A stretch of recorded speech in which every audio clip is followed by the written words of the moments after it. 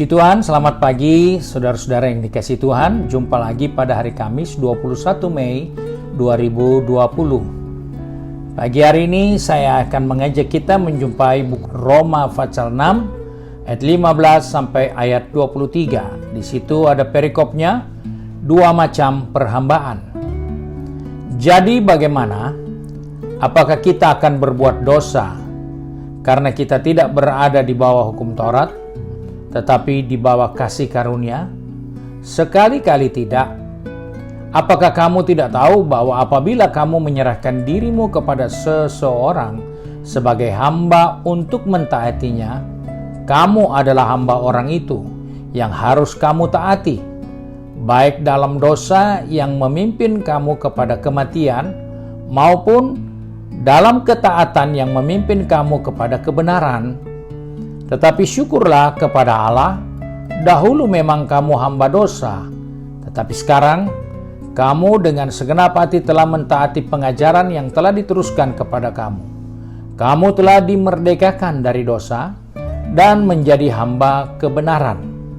Aku mengatakan hal ini secara manusia karena kelemahan kamu, sebab sama seperti kamu telah menyerahkan anggota-anggota tubuhmu menjadi hamba kecemaran dan kedurhakaan yang membawa kamu kepada kedurhakaan, demikian hal kamu sekarang harus menyerahkan anggota-anggota tubuhmu menjadi hamba kebenaran yang membawa kamu kepada pengudusan. Sebab waktu kamu hamba dosa, kamu bebas dari kebenaran. Dan buah apakah yang kamu petik daripadanya? Semuanya itu menyebabkan kamu merasa malu sekarang, karena kesudahan semuanya itu adalah kematian. Tetapi sekarang, setelah kamu dimerdekakan dari dosa dan setelah kamu menjadi hamba Allah, kamu beroleh buah yang membawa kamu kepada pengudusan, dan sebagai kesudahannya ialah hidup yang kekal. Sebab upah dosa ialah maut, tetapi karunia Allah ialah hidup yang kekal dalam Kristus Yesus Tuhan kita. Pagi hari ini saya ingin mengingatkan bagaimana Paulus menceritakan ada dua macam perhambaan, yaitu hamba dosa dan hamba kebenaran. Tapi pagi hari ini saya mengingatkan kepada kita bahwa Allah menghendaki kita menjadi hamba yang merdeka. Kenapa saya harus katakan demikian? Karena kita tidak mungkin merdeka kalau kita tidak dimerdekakan. Tidak ada manusia bisa bebas dari dosa kalau dia tidak ditebus oleh darah Yesus Kristus. Sebaik apapun kita tidak akan bisa menguduskan diri kita. Karena tidak ada kebaikan manusia yang setara dengan pengudusan untuk dia bebas dari dosa. Nah, sebab itu hal ini kita harus perhatikan dalam kehidupan kita sebagai orang percaya, bahwa Allah menghendaki kita menjadi hamba kebenaran, bukan hamba dosa. Tapi apa mau dikata? Karena manusia yang tadinya adalah hamba dosa sudah sangat lama dan sudah sangat terbiasa dengan dosa, maka kecenderungan manusia yang sudah ditebus masih ingin berbuat dosa. Karena mereka merasa hamba kebenaran itu ada banyak tuntutannya, ada banyak syaratnya. Sedangkan untuk jadi hamba dosa tidak ada syarat. Tidak ada syarat untuk jadi hamba dosa. Buat saja apa yang menjadi keinginanmu, silakan engkau jadi pendosa. Tetapi untuk menjadi hamba kebenaran, mereka merasa mereka diperhamba, mereka harus berbuat baik, mereka harus melakukan yang benar, mereka tidak boleh melakukan hal-hal yang tidak baik. Nah, hal ini tidak boleh kita menilai seperti itu kalau kita tidak sadar dan tidak paham mengapa saya harus dimerdekakan. Ada apa saya harus dimerdekakan? Apa kelebihan saya untuk saya dimerdekakan dari dosa saya? Apa keuntungan kalau saya tidak dimerdekakan? Itu yang kita tidak pikir. Yang kita bertanya, kenapa saya harus dimerdekakan? kita tidak sadar bahwa tanpa kita dimerdekakan dari dosa, maka surga adalah cerita semata. Surga tidak akan kita raih, surga kita tidak akan capai, karena tidak ada orang berdosa yang bisa tinggal di surga. Nah, sebab itu, untuk memahami mengapa saya diselamatkan, mengapa saya harus jadi hamba kebenaran, tidak ada kata lain, hanya karena Allah mengasihi kita. Sebelum kita mampu mengasihi Allah, Dia sudah menyatakan Dia mengasihi kita. Sebab itu menjadi hamba kebenaran itu bukan karena dipaksa, tetapi karena kita sadar Allah mengasihi saya, Allah mengasihi saudara.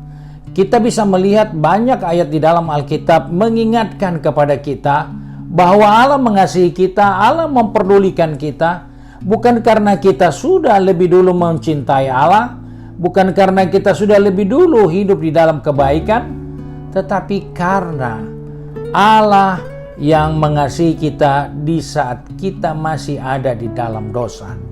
Sebab itu, sebagaimana Yesaya pernah berkata di dalam Alkitab, bagaimana tangan Tuhan dan telinga Tuhan tidak kurang tajam untuk mendengar setiap jeritan, setiap permohonan, setiap kebutuhan kita. Dikatakan dalam Yesaya pasal 59 ayat 1, sesungguhnya tangan Tuhan tidak kurang panjang untuk menyelamatkan, dan pengarannya tidak kurang tajam untuk mendengar. Jadi Tuhan tidak mungkin tidak mendengar kita, tetapi yang membuat Tuhan tidak bisa bereaksi lanjut karena adanya dosa. Sebab itu sebagai orang percaya, kita tidak bisa hidup tanpa kekudusan. Karena adanya kekudusan, kita bebas untuk ditolong Tuhan. Kita bebas untuk mendengar dan memperoleh jawaban dari Tuhan, karena kita sudah ditebus dari dosa kesalahan kita. Itulah yang diungkapkan oleh Nabi Yesaya.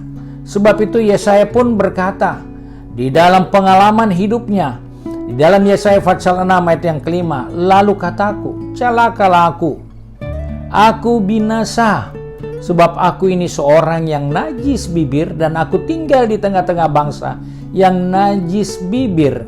Namun mataku telah melihat Sang Raja, yakni Tuhan semesta alam. Kita menemukan suatu kehidupan yang kontra. Orang masih berdosa tapi dia bisa ketemu Tuhan.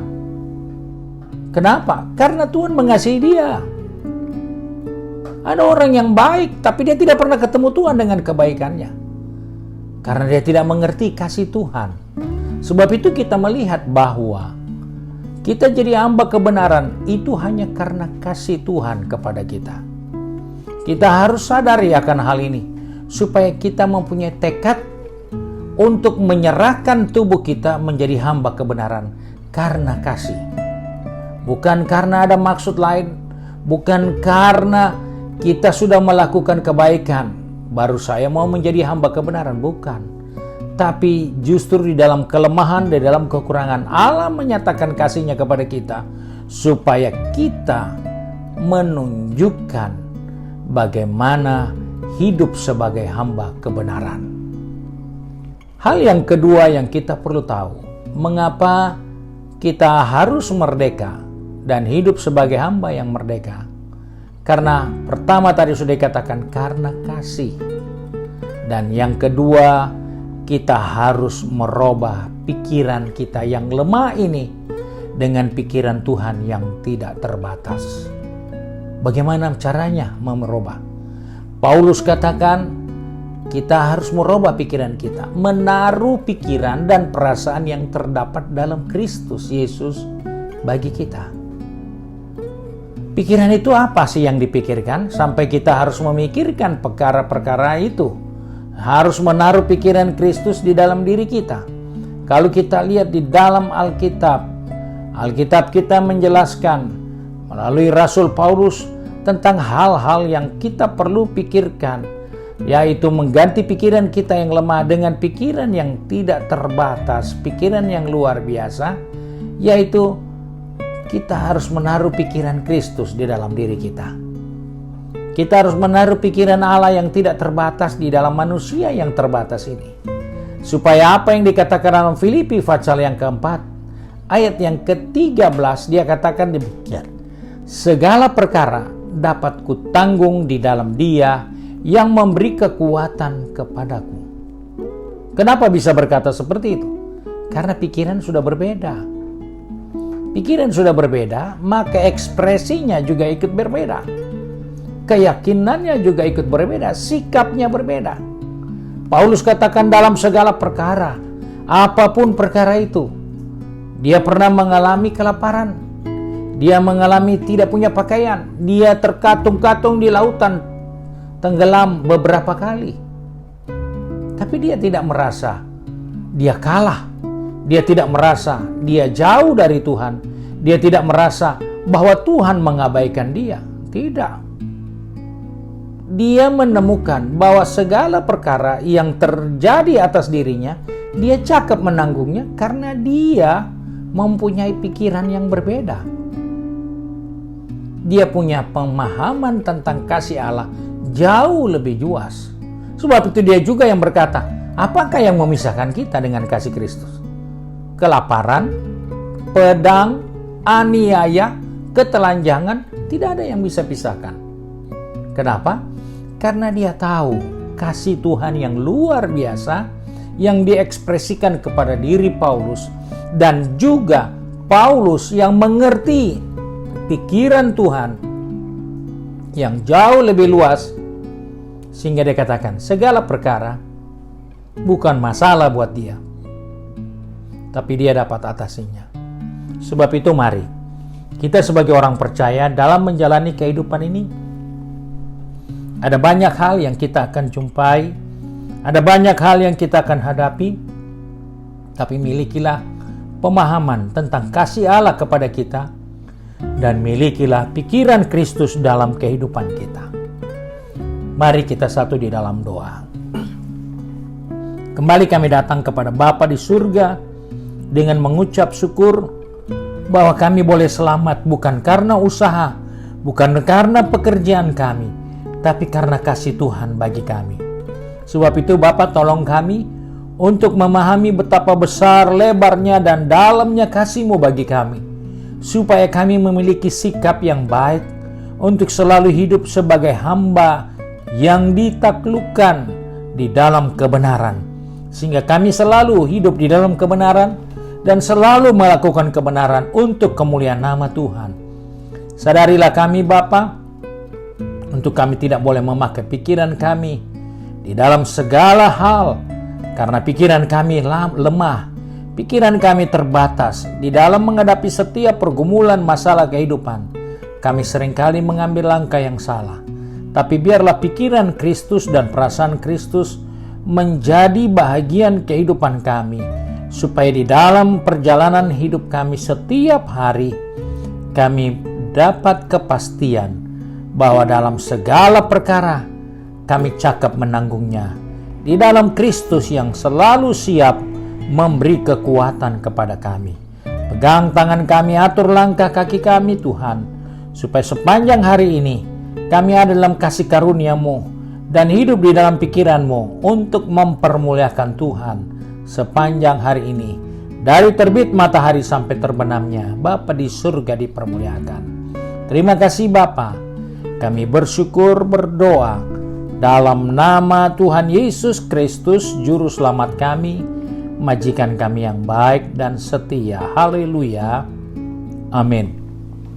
Puji Tuhan, Tuhan memberkati ibu bapak, saudara sekalian. Dan kembali saya ingatkan, jangan lupa subscribe di YouTube channel GPD Bethesda Makassar, dan tekan tombol loncengnya supaya saudara dapat mengikuti setiap ulasan berita yang terbaru untuk dapat mendapat berkat di dalamnya. Dan Tuhan Yesus memberkati kita sekalian.